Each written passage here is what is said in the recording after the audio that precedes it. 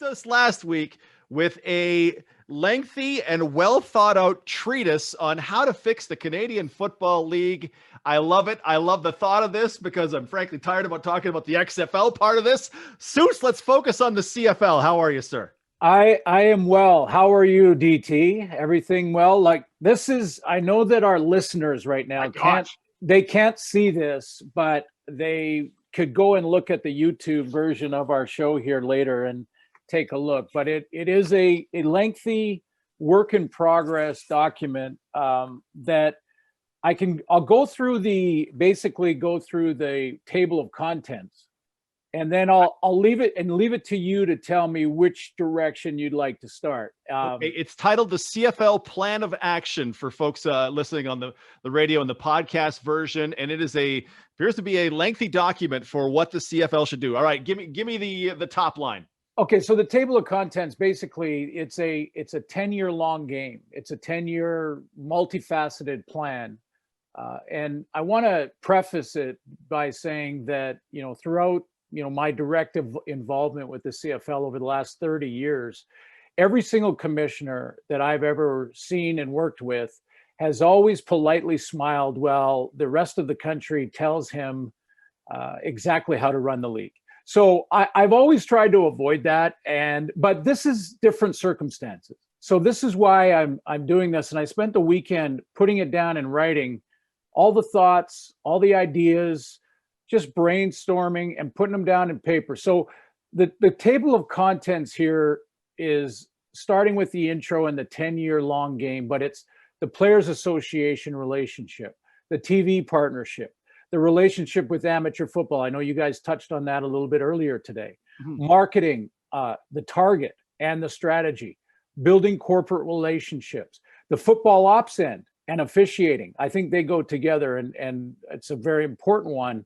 The XFL discussion, the international strategy, public relations in general is a topic. Tourism Canada and where the CFL could fit in that regard, and then sort of a summary of the rest of it. So I don't know where you want to start, but we can get into sort of the minutia of it. Yeah. If you want to go where I think is the number one priority, it's the Players Association relationship and the business adjustment, let's put it that way, that would make that work for the players, because there's going to have to be a major shift, in my opinion, to a level of transparency and trust that we haven't seen in the league. And for those who say it's impossible, I would suggest that those are the same people saying that we have to change, and that's why this XFL discussion has been important. So you can't have it both ways. Change is necessary. But this is the change that I'm suggesting. It's transparency and a level of trust between the players and the team and the owners that we've never really seen before, where the finances have to be transparent to the players and a new agreement made where there is some revenue sharing between teams and revenue sharing between the league and its players. One that is realistic to the financial realities, both right now, today, and where this would slowly grow to over a 10-year plan, the long game. But it would have to be realistic in that realm, but also fair to the players so that they do feel part of the process and part of the partnership going forward. So Players Association relationship, that's where it starts. The question I have would come with revenue sharing, which at this point would be the sharing of losses, right? Every team, the Riders in their last financial statement spent $670,000 helping keep Montreal afloat while they were looking for the new owners. And John Hodges' piece in 3 Down Nation said, you could split $20 million in losses between 9 owners. My reaction was, is a team that makes, $200,000 in a year going to want to take on $2 million in losses? How would you sell revenue sharing to 9 different ownership entities? Well, I think that this is a 10-year program, a 10-year multifaceted plan where the Players Association agreement, for instance, I would be looking to try and sign a 10-year agreement. And I know that doesn't happen in other leagues, but other leagues and what they do is kind of irrelevant to this discussion. because this is our game with unique sets of challenges and possibilities. So to answer your question, though, on the revenue sharing, the first step is to recognize where the issues are. We've seen success before in the recent past in BC, and we've seen it in Montreal when Robert Wetenall took over and they moved to McGill. The place was jam-packed. It was jam-packed for years with a winning football team and Anthony Calvillo. Now that's changed over the last little while, but I'll switch the discussion from the 20 million that you referenced that they lost last year, that the commissioner stood in front of the government and said that they had lost collectively. And I would switch it and say there's, what was it, $250,000 or $250 million worth of revenues generated in 2019 by the 9 franchises, and the 10th franchise or the 10th entity being the league office. So you've got 10 entities that are competing on the field, but shouldn't be competing in the business. Again, I don't want this to sound like this regime at the league office or others before it haven't been doing some of these things or doing their best to try and make this work. I'm not suggesting I have all the answers, but this is the plan of action that I would take. A 10-year program with no labor unrest for a decade, because then the marketing strategy could kick in from that point on, where we target 8 to 13 to 16-year-olds. That's where the target is in the marketing for the 10-year program. So when they turn 20, they're spending dollars in the Canadian Football League with their girlfriend and they're going to football games. So, or boyfriend. So that's, to answer your question about how do you stop the bleeding right now? I don't think it's a stretch to say that's an easier one, to stop losing money by just showing some discipline from team to team with regards to salary structures, paying employees, how many you have, how many coaches. There's times when that has got completely out of hand. Saskatchewan knows that better than anybody with Chris Jones and what he did with his coaching staff. So, I'm kind of hitting all over the place here, but the bottom line here, the DT, to answer your question, is with 250 million, $250 million in revenues in one season, right? A $50 million TV contract, I think you can mitigate losses or eliminate them first very quickly, and then look at the slow gain over the 10-year climb of profits moving in the right direction, the right trajectory. Okay, let's hit up the TV thing, because that's part of your plan. We've had 2 separate folks on the text line saying this should be opened up. There should be more networks broadcasting the Canadian Football League. I have real reservations about that, but give me your plan on the TV side for the CFL. Well, I think we, the TSN side of it, and the commitment that TSN has made to the league, and the current TV contract, which is better than it's ever been. I think that speaks for itself. So I won't go down that route. Competition is important if it's there and your product is at a point where people are fighting over it. I mean, that's the way to simplify that discussion. I mean, but if you just want to look into probably areas where it doesn't take money, let's just spitball and say the NFL experiment with Nickelodeon was a fantastic idea in the Super Bowl. And I remember watching it, little sections of it, and thinking, this is exactly what we could be doing with family TV in Canada, and working with that demographic that we're trying to target, the next generation, which is that 8 to 16-year-old, not the one that is currently going to Buffalo Bills games. That one knows where to find us if they want to come back. But I would say that ship has sailed. So marketing strategies to the 8 to 16 with the long-term goal in place is the key. And then you can look at other streaming television networks. The international strategy ties into TV, DT, because the international strategy has to have at the end of this path, and that I'm talking in the next 2 or 3 years, clear television revenues from Mexico or Europe that is possible here, or that international strategy has to be rethought. And how we do want to grow the game across the country, but or the world, but are they playing Canadian rules in Europe? Because if they're not, that should be part of the strategy. Yeah.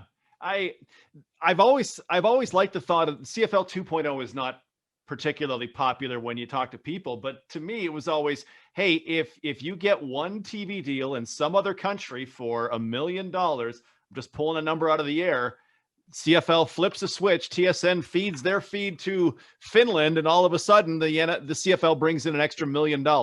And that's, to me, ultimately, that was an easy way, not exactly easy way, but that could be a quick way to make some more money. I like the thought of there are more ways to broadcast the game, right? There's the game, there's Friday Night Football with you and Cuthbert, wherever you might be. But you mentioned the Nickelodeon one. I love that. Here's a totally different take on. We're finding this is made for super hardcore football fans. You probably don't need to do that one because they're already watching. This is the regular broadcast. This one is more casual and more fun. And TSN's tried to do that on Thursday nights in the last couple of years. You could see it as a viewer. You go, oh, they're really trying something here. And I like what they're trying. They're trying to bring people more into this as opposed to just here are football robots playing, smashing and scoring. Well, Jim Mullen, he's the head of Football Canada. He put out an interesting tweet over the last couple of days where he said that he looks at it as the CFL looking at it not necessarily just as a business model or a business plan, but a holistic football plan where the ecosystem of the game in our country, it's not mutually exclusive, that the business and the holistic grow football approach, they don't have to be separated. This should be a two-pronged attack, that they both work together because one benefits the other.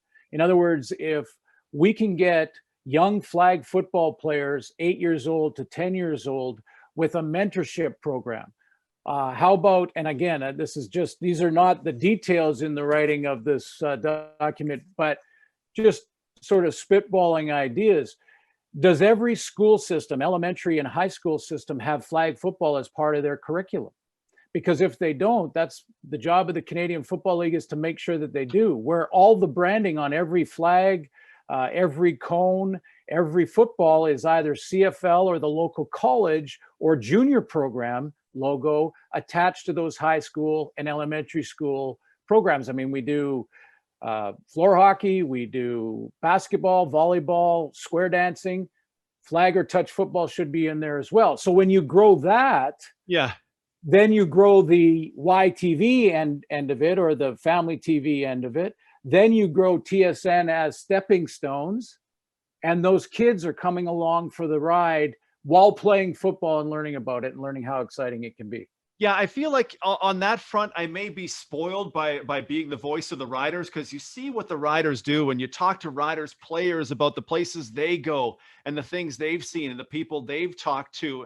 And you go, and I this is naive of me, but I start to go, well, isn't it like this everywhere else? Well, isn't everybody doing some of this? Because the Riders just along the way there are just so good at it. Here's $1 million for minor football in a time of a pandemic because we ran a Chase the Ace, and here's Jorgen Hoos is going up north to talk to kids up there, and just, not even necessarily just about football, but I'm Jorgen Hoos of the Riders, and here's some great stuff that I can teach you. Like I really feel like that stuff has to be happening. And then there's the, should we be putting that on the players and not the organizations themselves? And ultimately, I guess, who should be responsible for doing that? The league, or the 9 individual franchises, or the employees of those 9 individual franchises? All of the above. I'm all over the place with that one. So I'm glad no, you're able to get from it. Yeah. All of the above. And I think, Saskatchewan and their relationship between amateur football and the Riders is probably sort of the gold standard as far as where we're at now, but it can all improve. And it's not just about money. The amateur football relationship is about so much more than just the 50-50 donations or the contributions to amateur football from the riders and the pro level. Yeah. It's also about those relationships, a mentoring program where every single Saskatchewan Rough Rider is attached to a minor football league team in your province. He's a mentor to that team. So he will go to practice at some point and talk to the kids, talk to the coaches. You could talk about an expo in the off season every year where every single CFL city, we did this a little bit with the Combine in March. CFL week. Yeah. CFL week. And I thought this was a great beginning to it because, you know, to me, there's a football conference opportunity in every CFL city, every offseason, you know, rotating. So Saskatchewan one year, Winnipeg the next. But it includes so much more of the coaches clinics, leadership seminars, you know, registration, equipment innovations, new practices in teaching and coaching to make sure that you're managing the message with everybody united that is a stakeholder in this game. And that includes everyone from the kid playing 8-year-old flag football, you know, to Cody Fajardo. Yeah. However you can get more kids involved in sports, I am 100% on board. We continue with Glen Suitor and his lengthy plan. Just for the folks on YouTube's Suits, show us the plan again. Well, here is the basically that's the title page, and we've got about a 15-page document here with everything from a relationship with Tourism Canada to player football ops, officiating, corporate relationships, marketing, target, and strategy, all of it. I'm just trying to, it's a work in progress, DT. There were notes in the margin, there were revisions. I like it. I'm very curious to hear your thoughts on what can be done on the football operations side, because when you talk to coaches, the football operations cap, I'm not overstating it to say, is wildly unpopular on a couple of levels. But what in your mind can be done on the football operations side? Well, with the Players Association relationship, the football ops relationship, the coaching and all of it, all of us, including the commissioner, will have to take a half step back to move forward. Look at it as a bigger long-term 10-year plan at how we build and gradually grow it. But what's most important about the football ops end is to make sure we continue to put integrity in the process, because the game will sell itself. The game, when we put it out there, when the guys cross the stripe, you're watching and it's kicked off, it always comes through.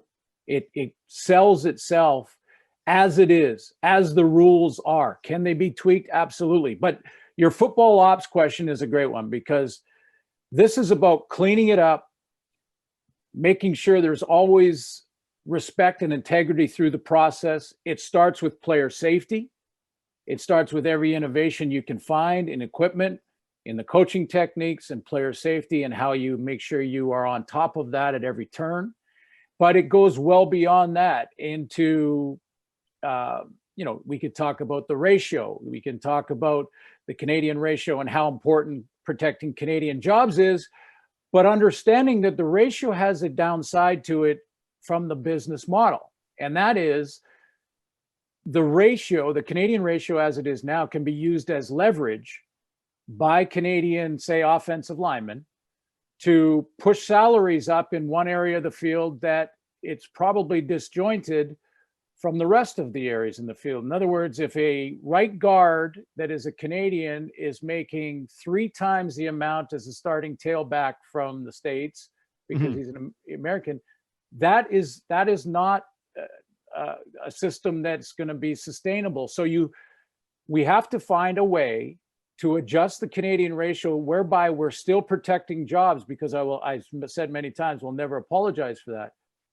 But we also aren't allowing Canadians to leverage it to a point where we're overpaying some Canadians in certain areas. I think we've got to find some balance there. And listen, part of this discussion is, DT, you got to know what you don't know.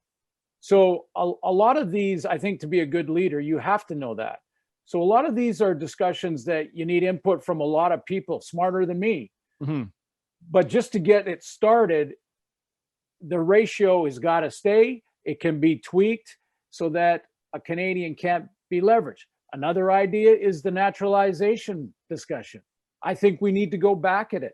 If there is financial structure whereby no club is even thinking about going past any sort of cap that is in place, and there is structure and limitations within the salary system that's fair to the players, but also doesn't allow for wild spending on free agency and things like that, then we can go back and look at the naturalization rule, which is an American that's playing for 5 years with the same team can gain Canadian status, so to speak.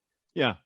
After that point, but as long as there's a cap on how much he can leverage that in salary, because then he becomes a pretty valuable player in balancing the ratio. So other leagues, other pro leagues have gone to individual salary caps. The NBA, it's super complicated how they do it, but there's a point where you can earn no more than 35% of the salary cap as one player, which punishes LeBron James, who should probably make way more than that. But the NBA PA said, we're going to sacrifice the LeBron Jameses for the collective health, and the average salary can now be $9 million a year.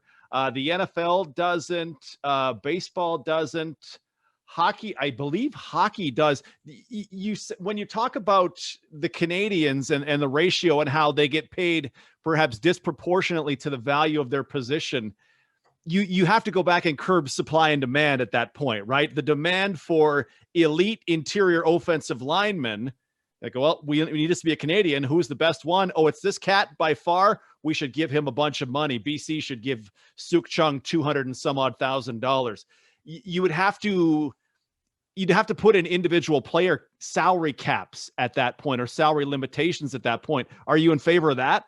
Well, maybe there is a way to put certain caps or certain, margins on certain positions on the field, and that one position can't be outside of the quarterback, maybe that can't be, too far outside of the regular cap. If I was going to take it and try to rework it, it would be to bring the minimum wage up, to say over $80,000, over $100,000 in the Canadian Football League. And then again, we'd all have to, including the commissioner, coaches, everybody, presidents, all of them, owners, step back a half step to move forward.